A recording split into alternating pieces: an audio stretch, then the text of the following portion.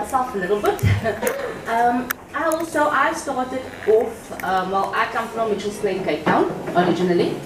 And I basically went to go study maritime studies at CPUT.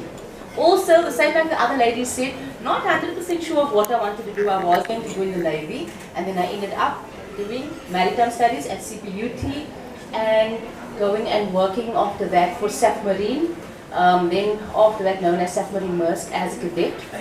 So I did my cadetship, which I'm sure you heard Zito talking about, the cadetship, which Transit also offers those bursaries to up-and-coming youth with maths and science that are interested in the maritime industry. So I studied, I went into my cadetship with SAF Marine, which was hard. Like Zito said, it's tough. Especially, I mean, I did mine back in 1999. I started out. And it was tough because I was one of very few women at sea at the time. At one point, I mean, I was the only female on the ship with only men, and you have to prove yourself as a woman. You have to work hard, basically harder than all the men that were there, to show that you are, that you deserve to be there, that you can do what the men do. So I've done my cadetship. I got my navigation officer's ticket at SAF Marine Maersk.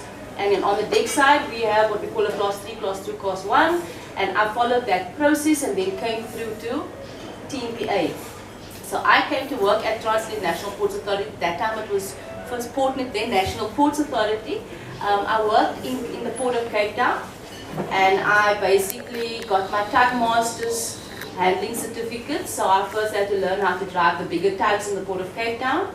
That took me about a year, got my tug handling certificate, and then I went to the Port of Rotterdam. I was sent to the Port of Rotterdam through Transnet to do my marine piloting qualification. So I was in Rotterdam for 3 months learning how to drive ships and the theoretical side from a piloting perspective, not from a deep sea ocean going perspective. Because piloting, marine piloting is close quarter situation. So you take the vessel, you take over